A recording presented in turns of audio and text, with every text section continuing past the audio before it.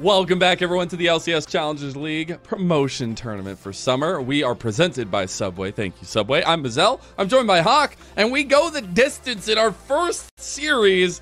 And of course, it's got to be that way here between these two teams. Winthrop and Lit go into 3 games. Parity is just the story. We expected it coming into this tournament, Lennon, and here we are. Apparently, every series needs to go 3 games, and I'm not going to lie to you. I'm not going to complain about that at all.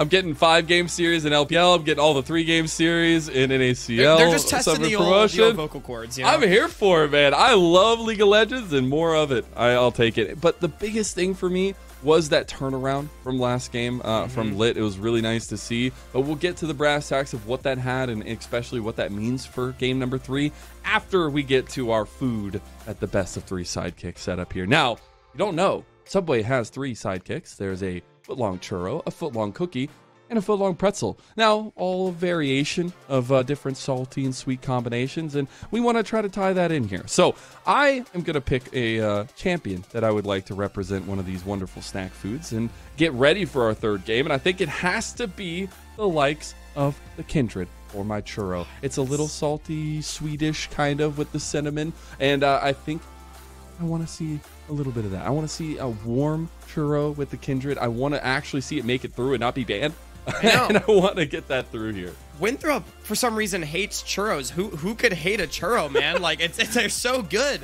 But yeah, I would like to see that one too. I think I need a nice warm, melty cookie, Lennon. And that warm, melty cookie, it's Smolder. Comfort. It's familiarity. It's not Smolder because no one wants to see that champion.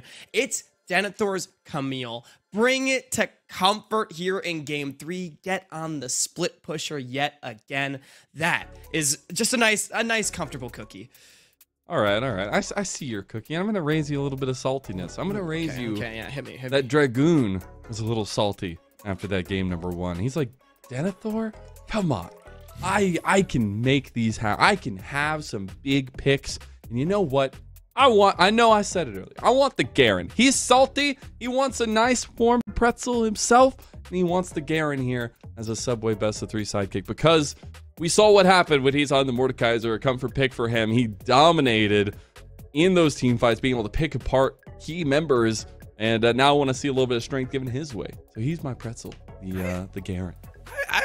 I could go with that. You know, like a nice little like crunchy sword. Her pretzel's really that crunchy. I don't know. You know, to hit him with. Have you ever had a pretzel? I'm really reaching. Have you ever had a pretzel, Hawk? We just gotta ask right now. Have you ever had a pretzel? I mean, okay, like actual pretzels, right? But this is like a soft pretzel, so it's I guess not that crunchy. That's what I realized as soon as I said it. But you know, if you cook it long enough, it's crunchy, I guess. True. Yeah. If you really nuked it, like you know, you could make it. But anyways, that's our Subway best of 3 sidekick. I hope you enjoy all those snack foods. Make sure you go get some. Make sure you power through the rest of this day. It's going to be a long one, I have no doubt. Now, getting into a game 3 where we are in a fearless system. That means anything picked before by these teams are not available going into a 3rd game. So that means 10 picks are off the board for both sides.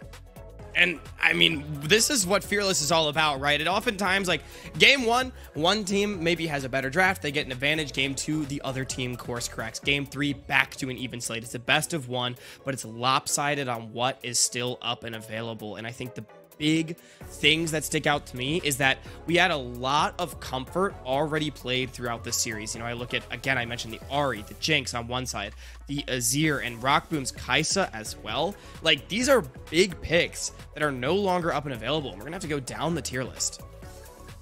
That gets very exciting, though. I know I'm a big fan of Rockboom because he plays a lot of Jhin. I don't know if that's actually going to come into fruition here, but I think these big picks being left on the board, there are still some big ones left up that can kind of be picked up for a game 3. And these kinds of moments, especially when you look at Fearless, these are where some really niche comfort picks come out. These are where I've seen, you know, A-Soul be very powerful in not only in professional play, but in NACL as well. And I'm very curious to see what kind of adaptations we get because we've seen that Winthrop, They are traditionally going for a very team fight style composition, a lot of eggs in the mobility basket for a lot of their carrying. But last time we actually got a cohesive game plan from Lit, and it was a dive composition that they used well. Yeah, I think Lit did a really good job of team fighting together, which is what you need to overcome Winthrop. Still a little bit of shortcomings maybe on the macro, but the team fights are definitely where this series is going to be decided. And I think now that we're underway with the draft, so much will come down to whoever has the easier to execute team fight composition.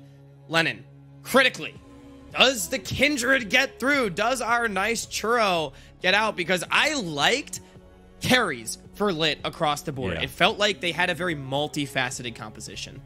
And it brings up something that I was curious about in that first game when you were bringing up, you know, Winthrop really want to have winning lanes or powerful lanes themselves. In that first game, they absolutely did. Second game, not so much. It was a little bit more even. So going back to that style, maybe on the red side could be really important. Lit on the blue side, they already banned away the Varus, but as well as that Orianna and the Nico that have been tried and true so far.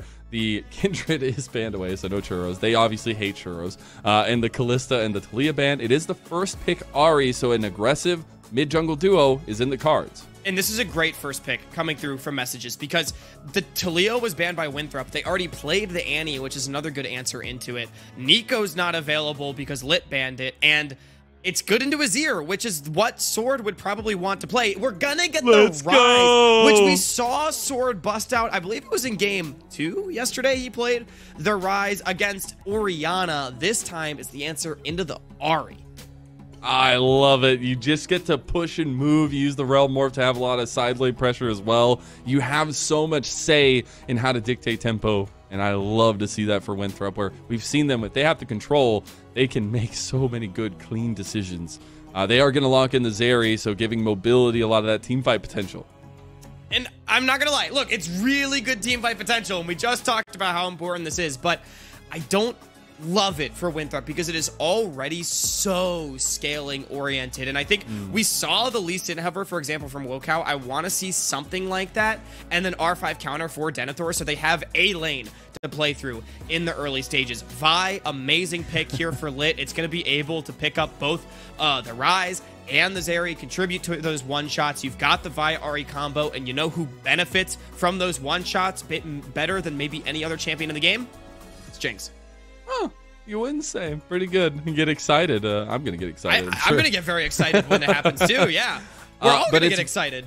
I think so. I think rightfully so. The Vi is a big pick that has made it through now after being banned in majority games. And I'm very curious in now how Lit can dictate this duo, because that has been such a very strong and deadly duo in the past year in this season. They're going to have to use that execution very well. On the other side, you do get that Wukong locked in.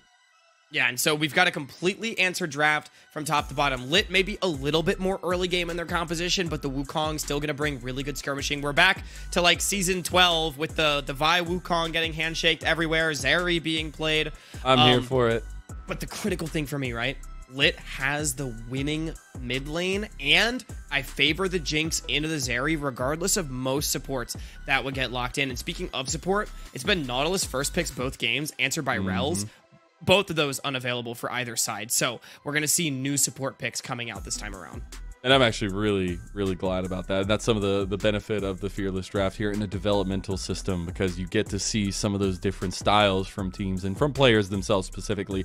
The Emilio locked away, though. Really good combo for the Jinx. So trying to take away some of that Enchanter style support. I do wonder if they want to hone in on the top lane matchup at all, or if there's even anything you can touch up there, because Denethor is going to be waiting with the counter pick, and they do end up banning away the Gnar. This Lulu was exactly what I was going to call out. I love this pick for Chookies. This was the expectation. I wish they just didn't ban Gnar and ban the Lulu instead, because I think this was the obvious pick for Chookies, and I don't think you can ban Denethor out. We are well past the days of 2022 when this guy was called a one-trick. In fact, I think his champion pool is now one of his greatest strengths, and his ability to play different styles. So, yeah, I mean, I'm wondering if they're protecting something with the Gnar. I mean, maybe it's like... I don't know. Like, are they going to go like set or whatever? The Thresh pick, I think, is really solid with the Jinx as well as in the Lulu. It solidifies, though, that advantageous bot lane that Lit has. So they should be winning on the bottom side of the map in this early game. I actually really like the Thresh lock in as well. It just provides a lot of the safety engage, but also some of that peelability for this roster, and something that's really going to be important, because if that initial engage doesn't go well, they're going to need a get out quick button, and that's going to be Plux on the Thresh. It is the Jax lock-in blind into Denethor. We'll see what is going to be the answer here. Yeah, see, this is where I'm like, why are we banning Gnar, right? If we're just going to blind pick Jax anyway, I feel like that's not a champion that needed to be protected with that ban. But regardless, what would Denethor play into this? I'm actually trying to think. I mean, he's been an enjoyer of a lot of different champions. I think the Jax is a good blind pick. Aatrox? This is interesting. Don't fix it. Yeah, I mean, it's really strong. And what I will say, it's not a champion that I oftentimes associate with this player. And a lot of players favor the Jax matchup into this. So yeah. Denethor clearly confident in his abilities, but it's not what I would have expected to come out.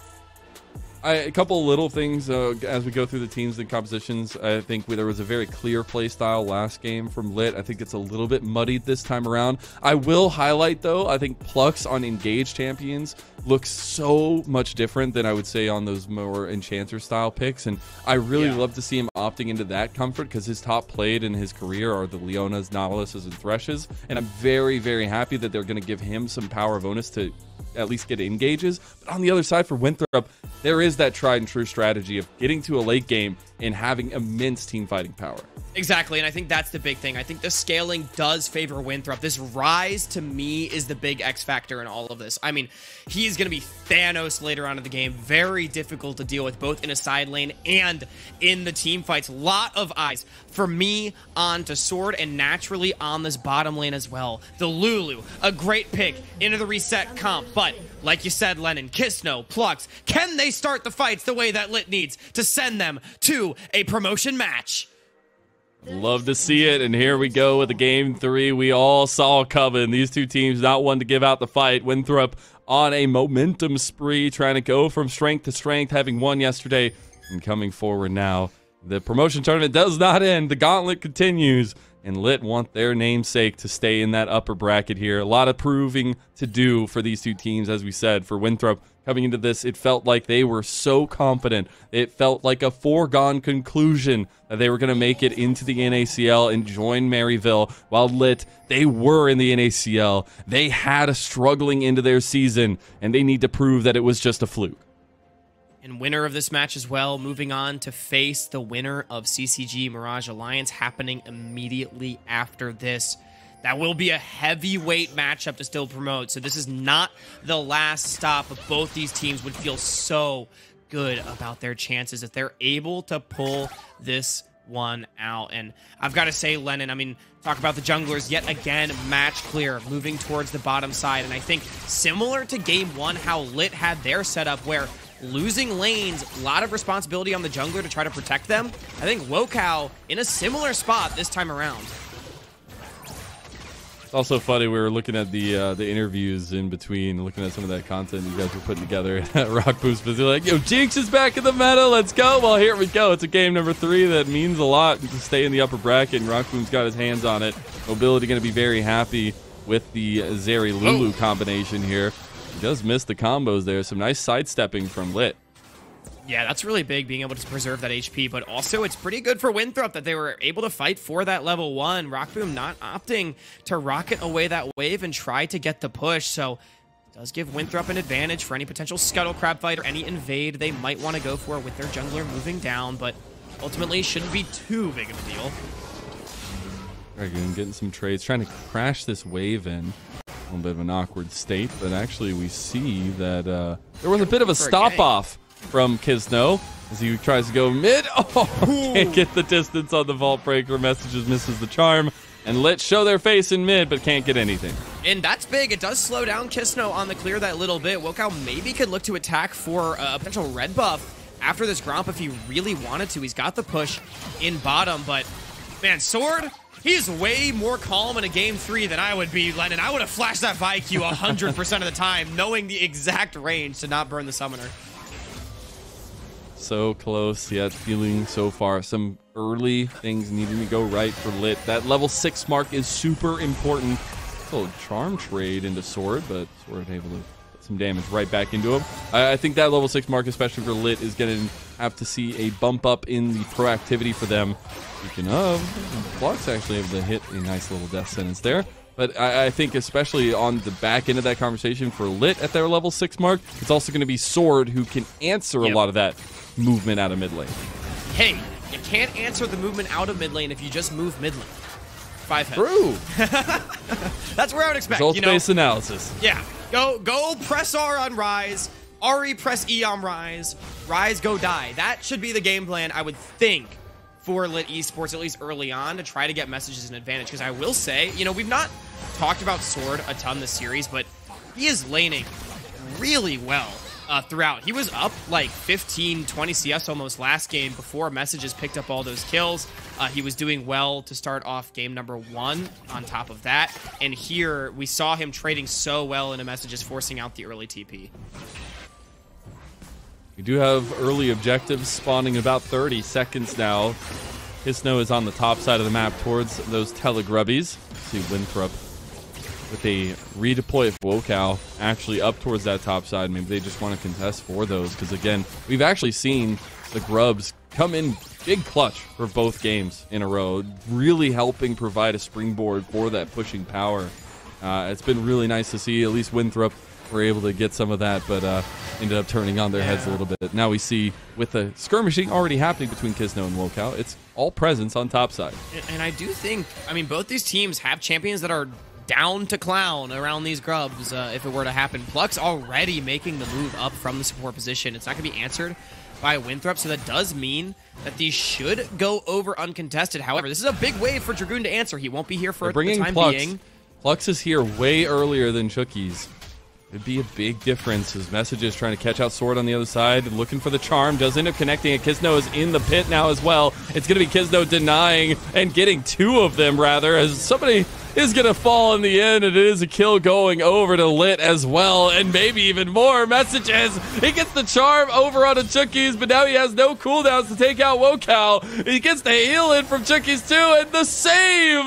Love to see it from Plux, and the Thresh already coming in big. And Lit actually out-rotating Winthrop for that sequence. They're able to take all 3 of the Grubs when it's all said and done. I wonder if Winthrop, the plan was just to deny 1. They're not able to get it as Kisno had the smite onto that first one. They're able to find Sword, and I think Winthrop just overestimating their ability to fight with Dragoon under the tower because Plux was just here first. The Thresh more impactful than anybody else. I think Plux playing one of the better series I have seen from him in a while, really waking up on the rel in that game 2 and already making his presence felt here in game 3. The engagers, he's looking good on them, and it's something where Winthrop were the ones that started that play, and Lit just come in and get everything. So now they need to utilize that. Again, that proactivity we highlighted, going to be key. Level 6 is completed there for Dragoon and for messages. Dragoon going to go all in here. On to Denethor, flashes out, but the Q sweet spot still hits, and Denethor takes the solo bolo.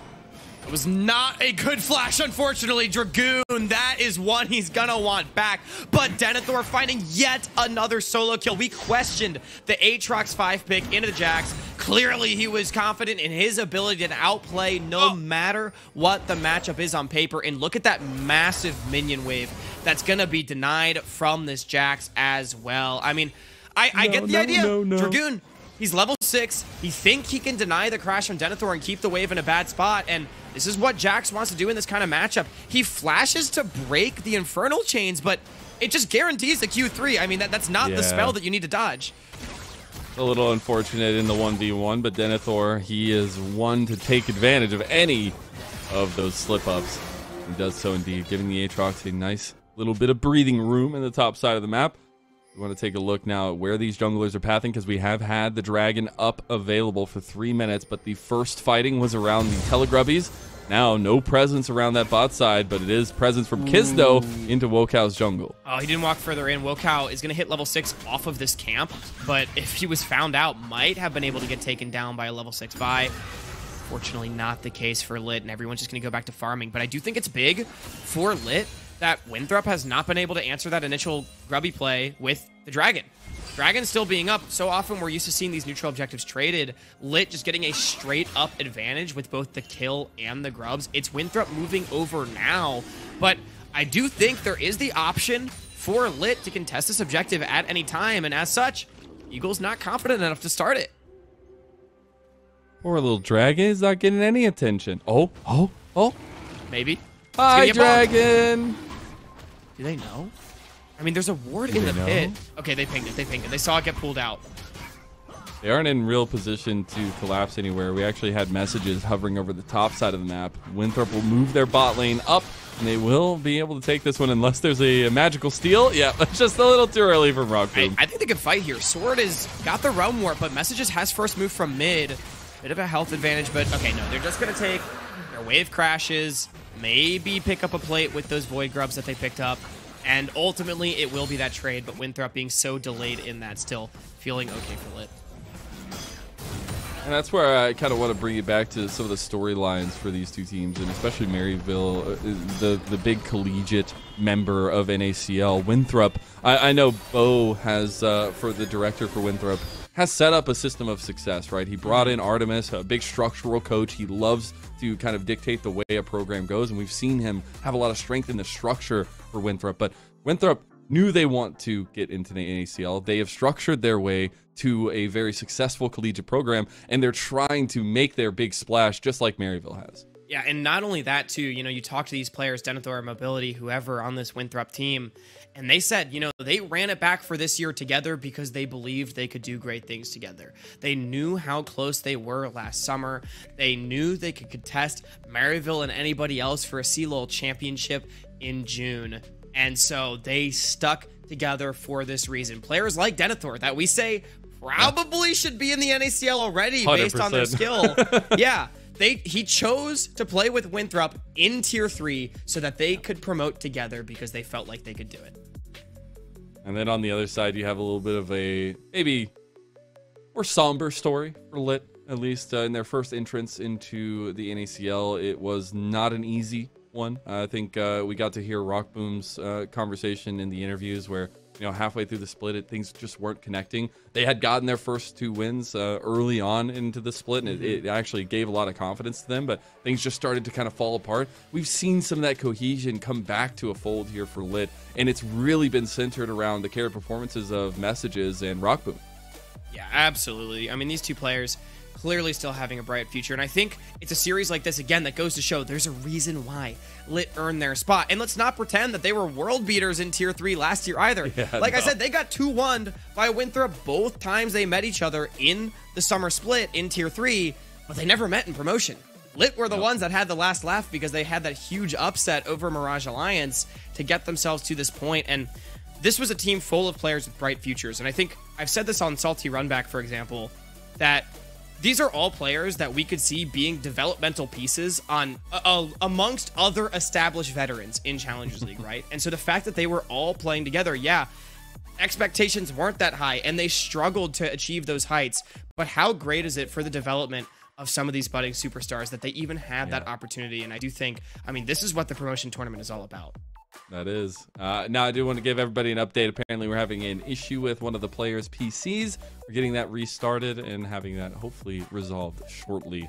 Unfortunately, this is the problems with remote gameplay. Sometimes they don't want to work. I'm pressing the start the game button. I'm not stopping pressing it. I'm sure they're saying cast or start game, but Lennon, I will say, look, I've never seen a pause at a live in-person event either. Never once. No, so, never, you know, it's never, just never, a uniquely NACL issue, surely. Definitely never happens ever. There's no pauses. What? Pauses in esports? Pauses? Well, you can do that. I always tell my mom when she tells me to come to dinner, like, oh, I can't pause. It's an online game, right? Like, you know, we've all been there.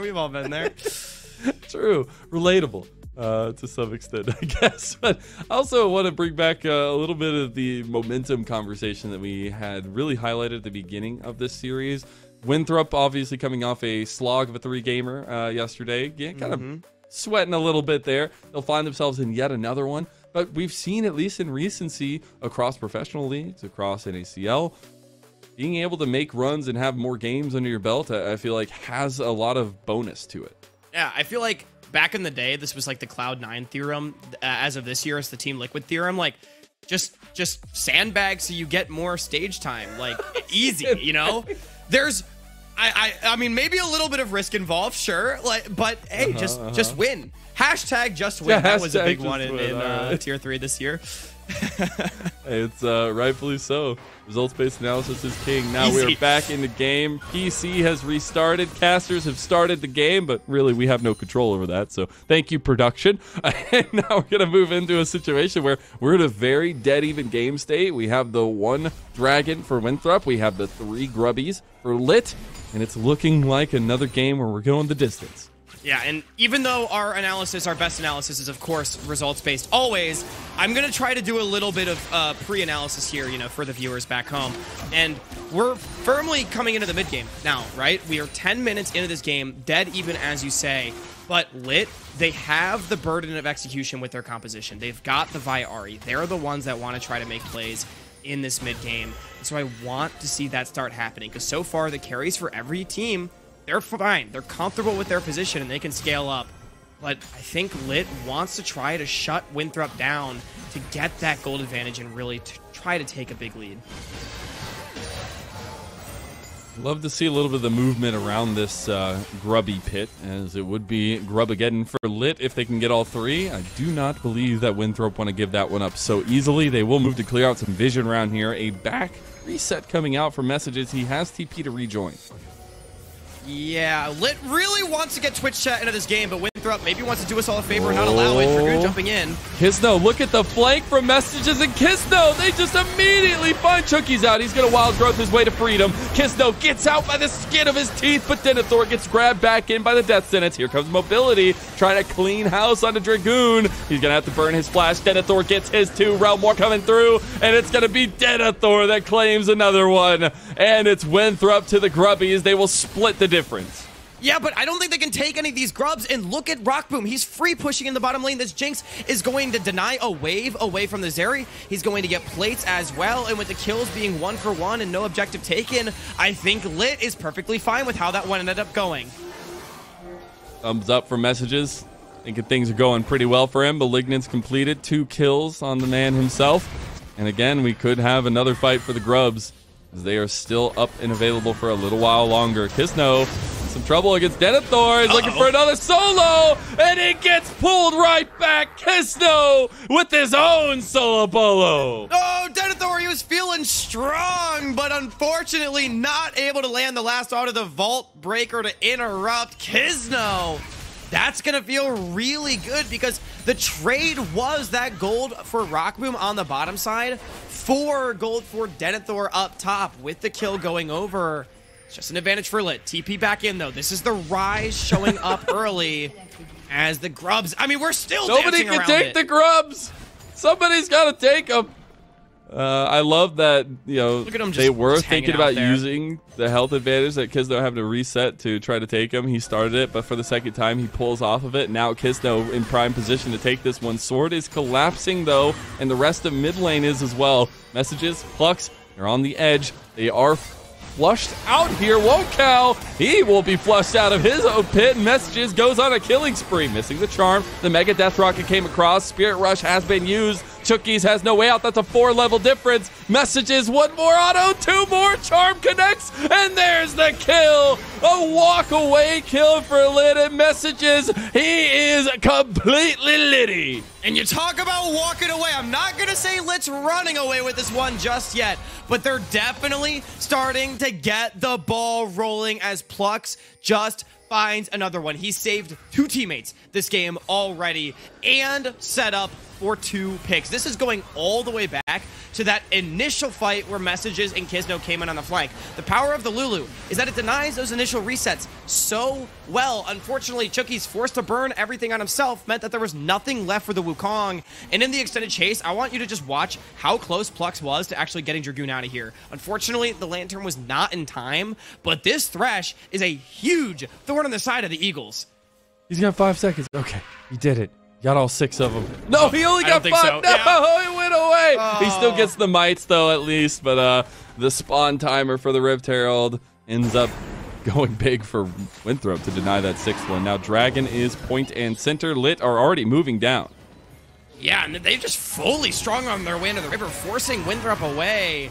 This game, I mean, Winthrop, they're slipping on the control already. We're starting to look towards the later game team fights to be there in this one, because they're just completely getting forced away. We said a few short minutes ago, burden of execution on Lit. They have accelerated the pace of the game to generate this lead, which is exactly what we needed from them. Oh man, and we get an Infernal Soul on top of it. The priority of these Dragons is going to go through the roof. Now we do have Rift Herald on the other side. The back and forth of the objectives have led to some awkward map states where you can't really trade those objectives now. You have to be in the fights, and I do wonder how that pulls out for Winthrop, because with Lit ahead and the combo that Vi and Ari can provide to lock down a single member and get those kills rolling, it's very difficult to approach. And yet again, I want to see Lit try to open up the map. They've got those 5 grubs. They've got priority set up around this Rift Herald. Start knocking down towers, making the map small for Winthrop. Make it scary to face check into that Vi Ari that you mentioned. You have those first items that are now completed for pretty much everybody. I think Dracoon's going to be lagging a little bit behind as that Profane Hydra did get completed for Denethor. We have the movement in the mid lane from both ADCs. Rock Boom and Mobility are going to be here. Pluck's on the roam. Going to find as many picks as he can. And I think now we take a look as you bring it up. An important factor is where this gold is delivered. And it's in great spots for both teams. But we've been talking about Messages and Rock Boom throughout this cast as the main carries, and they are poised to do it. Messages in particular, by far the richest member in the game. Fortunately, I mean, Winthrop, they got Sword, Denethor, Mobility following right behind, but that basically is the gold advantage, that extra little bit of oomph that Messages of Rock Boom have. It's been nice to see Messages kind of come into his own. I think especially with some of the other names that we've seen kind of rising up onto the scene. Yeah, Plux is going to have to burn his flash. Ooh, Denethor has an angle, and Plux just going to sacrifice his life there. Yeah, make it easy. Good claps coming through. Again, it's more traded, though. Look at Messages. He's pushing bottom, knocking down the first tower. Herald and a kill will be the answer. I think ultimately pretty even for both sides, which of course will favor Winthrop because they are the ones that are slightly behind. We'll see how Winthrop utilize this Rift Herald as well. I think it'd be really big to try to crack down this mid lane outer. We'll end up securing the objective for themselves while we get a second item spike there for Messages. He's got the Horizon focus now as well. And I want to talk more about Messages because this is a player that I think he is one of the ones on Lit that has had the most ups and downs. It's been a very tumultuous split, and he's a young player. And you know, Mazel, we've had Messages on Salty Runback. He's talked about the pressure that he feels he faces as a player. How mobility forced to flash. Instantly flashing. Yeah, but the pressures that he faces, how happy he was to finally promote, and to see him playing this well yet again in the promotion tournament, regardless of what the future may hold for him, whether Lit runs it back, whether they promote, whether they're in Tier 3 or what, it is always amazing to see a player with a bright future playing like this. I was very excited when we saw this guy come into the team for Lit and what they were going to be able to do with the combo carry of Messages and Rock Boom, and it feels like we're getting the best version of these two guys here in the promotion tournament so far. Again, this is the first series for Lit in this tourney, as they are our first seed from the NACL, and I think the way that this story has gone for Lit, a lot of the players feel like it wasn't the right combinations, right? Things just weren't clicking as well. But I think in these last couple of games, we've seen some of that really come out. And, you know, Rock Boom has said as well that they, after, you know, having such a tough regular split, they took just a week to go and take care of themselves. Forget about League of Legends, right? Forget about everything. Just make sure that you're okay and you'll be mentally reset for the promotion tournament. And again, you know, talking about the pressures that players like Messages feel like they face. I think you can see that paying dividends. The fact that they were able to take that break and now come in clearly looking refreshed, re-scrimmed up and ready to go. this is hopefully a Lit that we can see continue to do great things. Ooh, Dragoon. He wants his own play on a Denethor. Denethor is getting low. He does have a lot of healing. Q sweet spot. That's the counter strike right back though, and Dragoon strikes down. Now Wakal is trying to get the trade back as Chookies is here as well. Dragoon trying to fight his way out of this one. That counter strike is polymorphed right out of. He tries to jump over to Chookies, but it's Wakal with the damage here, and he's gonna get it. He cleans house while Lit is taking mid tier 2. Yeah, so much time spent. That's 3 members up top for Winthrop to only trade 1 for 1, and Lit immediately using their time to take a tower. I think they're gonna get the Dragon for free as well. Maybe Winthrop can answer with their own tier 1, but it's yet another play in which Lit, a team that struggled so much, even in just game 1 of this series in the entire 2024 season, with, you know, knowing their direction and their decision making in the mid game, they are looking decisive here in this 3rd game. That's going to be the TP out for messages. As Dragon did end up going over to Lit. That'll be their 2nd Dragon. They charge in the top side of the map. Did get the tier 2 down to about half health. Nothing else going to come of it. We are getting a collapse over mid lane. Rockboom steps up. Plux is here as well. And we're moving towards a later stage of the game, 20 minutes. We saw the Baron lingering its way through the river and into its pit. So we can take a look at this replay. Dragoon, he's kind of in the position that Denethor was in the first game. He's going to be that big side laner that's difficult to answer later on, alongside perhaps Sword, and picking up solo kills like this, showing that he is going to be very difficult for the Eagles to deal with. And I think indication that maybe some new lane assignments needed for them. Speaking of, I mean, looking on the other side, mobility, he is farming up really well. He's got over 10 CS per minute. Rockboom has over 10 CS per minute. Sword has 10 CS per minute. Everybody is starting to come online on both sides. So even though Lit has a bit of a gold lead, they're in a good spot. We mentioned that scaling advantage for Winthrop. They need to continue pressing. Yeah, that Rod of Ages plus the Seraph's upgrade there for Sword, it's going to be spiking very heavily. I think in a situation like this, Winthrop can be pretty happy with the way that they can approach the fights later on, especially with some backline access or some flanks for Denethor. That's where he comes alive. I know Dragoon can do about the same, but the side lane is where Dragoon will just win out, and so you've got to find a way to kind of have a namesake here for Denethor in the fights. And I know it looked really unserious with Kisno punching the Baron in the face once right there and walking away, but that is the kind of thing that Lit needs to start doing. Force Winthrop to face check you. The best way to do it, demand a response by starting up the Baron and then play for the turn. You've got the Vi Ahri. You can go on basically anyone. No true tank for Winthrop to absorb the engage. You can one-shot them away. That's your ticket forward. Ooh, Realm Warp. They actually try to find Lit here. Ultrashock Laser going to connect, but Kisno did burn his flash, so that's a big tool down for a Vi. A lot of time invested, though, and it's going to be Dragoon pushing up in bottom. He's going to get some damage onto this tier 2. No one from Winthrop here to answer just yet. Pretty big. Going to get the 5 might spawn, at least, with one of his little buddies. Even able to take this one underneath Denethor. Wow, what a Chad move. 700 gold to Dragoon into Lit. Yeah, and Winthrop, they commit 5 members. Again, grouping up, trying to find an advantage, dropping the side lane, and that was a mistake. I mean, I think Kisno will trade his flash for 700 gold on a Jax any day of the week. They're about to take down another turret as well. We're about to have a 5-for-1 turret score going down across the board for Lit. And they have taken a lot of control around the map that I feel like Winthrop have had for a lot of this series. And now Lit are in prime position. Yeah, Winthrop just fumbling a little bit right there. I mean, I saw the idea to try to take some control back, but just ultimately didn't get them any kind of advantage. And Lit taking so much. Their lane assignments this game have been much better than they were in game 1. I have no idea what the coaching staff said to them after that first game, but they are looking much, much more cohesive. Winthrop needing to pull some of that cohesion together now. Lit trying to force their hands. Here we have them with Flux Flash to a Chookie's Flash. About a minute and a half towards a Dragon spawning. That has to be the ticket right now. It would be a soul point for Lit. They're positioning around the mid lane for that factor, but it's all about vision early. And again, Denethor's entrances into the fight. If he can find a good angle, can make the biggest difference. And I think this Dragon fight is going to be where things are mostly decided, but critically, look at the items. Rock Boom, he's got a 300 gold bounty at 002. He is going to have a third item when this dragon spawns, I think almost certainly. They are funneling this Jinx. He's walking around and taking jungle camps to get towards that spike. Mobility farming just as well, but he's not there yet. He doesn't have all that additional turret gold to try to boost him up, and that means that this Jinx going to be stronger than the Zeri at this engagement.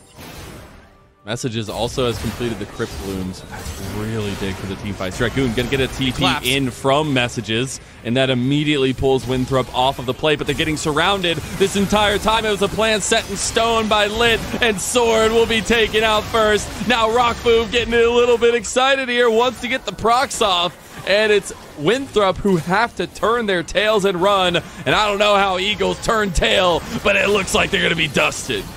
Oh, they're going to turn their tail feathers, perhaps. Those are definitely a thing as they are scattered. And yet again, Winthrop, they try to be first to the punch, but the claps and the single target damage from Lit is just better. Sword has no escapes on this rise. Messages easily able to run him down. I mean, maybe this is like super cope tier 3 caster of me, but I wonder if it was better for Winthrop that they went for this and only gave up 2 instead of fighting into a 3-item Jinx Arya and getting aced. Like, honestly. Because everybody else was at least able to get away. Like a participation award here. Yeah. Giving him out. All right, I like it. I can appreciate that. Ooh, that was a deadly charm connection there from Messages. Is no able to clean it up, but Lit, they are looking cohesive, they are looking deadly, and they're looking onto Woke out here. He was just trying to clear the pit, and all of a sudden he's got 3 people on top of him. Messages chasing him down. One more auto would do it. The flash, no, it's the Q that does it in the end. Mobility is there to pump some damage back into him, but Lit strike to the jungler, and now they position themselves on the top side of the map. I mean, Messages is on fire this game, Mazel. He is 5-0-2 on the Ahri, potentially finding the game-winning advantage as Lit's onto the Baron.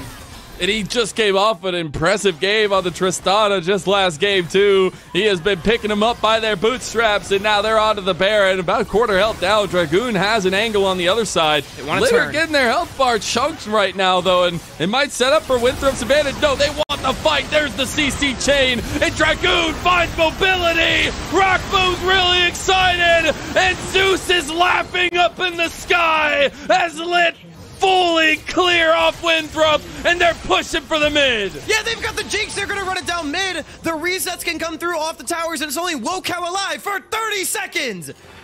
They've got to try to take down this idiot. They will be able to stream forth with all these mites. It makes it so damn easy to carve in the base. Winthrop just have to sit there and watch as their base crumbles around them. They are being pushed to the brink here. Lit will find Wokow one more time, and Lit have made the difference. They've resurged into this best of 3, and they'll force Winthrop down to the lower bracket. So many doubts about Lit Esports coming into this series today. We had no idea what they would look like after such a brutal back half of the split in NACL and against one of the finest teams we have out of tier 3. It was a close series. It was a difficult series. But Lit Esports standing tall and showing why they're the #1 seed in the promotion tournament after everything. We said Winthrop thought it was a foregone conclusion that they'd make it to NACL, but it was a lot about proving in this first series, and Lit were out to prove that they are a real deal and they deserve to be back in the NACL. That was an incredible series. Winthrop going to be shaking their heads a little bit, but Lit more than happy to carry that momentum on. We are going to send it to a short little break. We'll be back with an interview. Introducing the new Footlong Sidekicks at Subway. Try the warm and delicious Footlong Cookie, Footlong Pretzel, or Footlong Churro.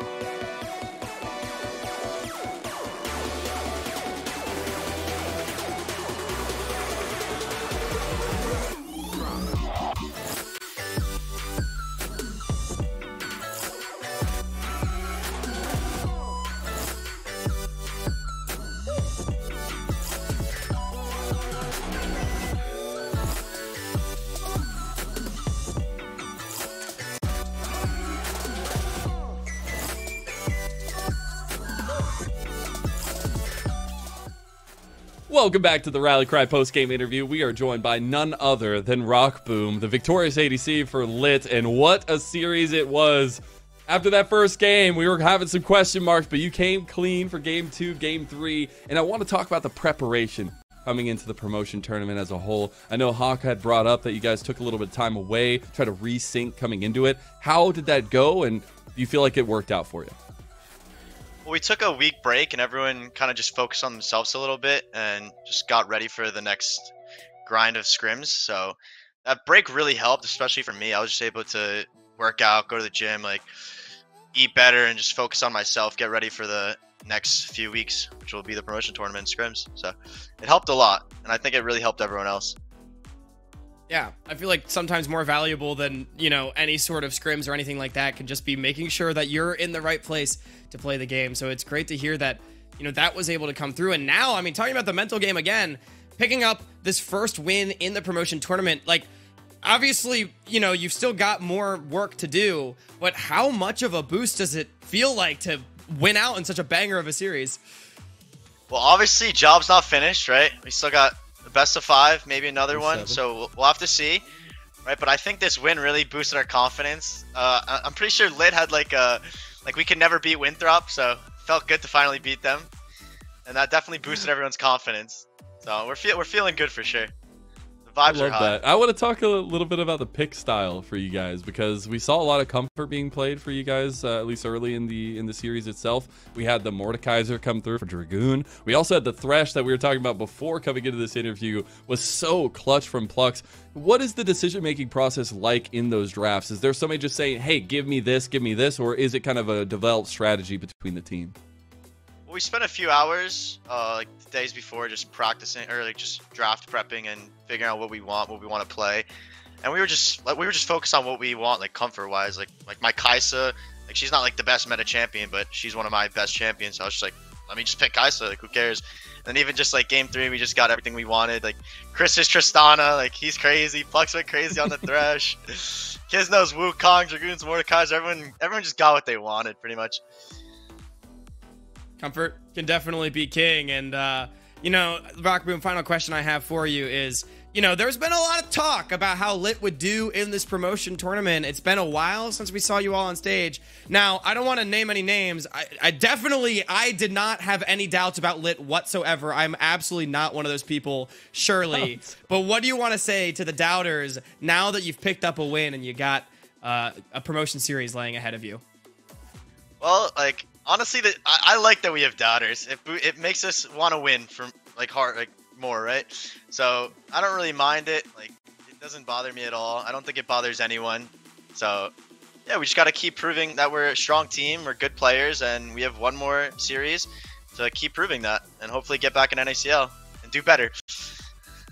You said it to us before the interview started, but the kings of the promotion you called yourself. So we'll see if that remains true. I want to give you a chance to give some shout outs before we let you go. Anybody you want to talk about? Just shout out to my coaches, my team. We really just focused today. I was very proud of everyone, how focused we were, how much we wanted to win today. So that felt really nice. And as always, shout out to my family, my friends, my brothers, all of them always supporting me. So thanks for that. I appreciate you so much, Rock Boom. We're going to step away for a little break, but afterwards we have Mirage Alliance versus CCG. Don't go anywhere. Introducing the new foot-long sidekicks at Subway. Try the warm and delicious foot-long cookie, foot-long pretzel, or foot-long churro.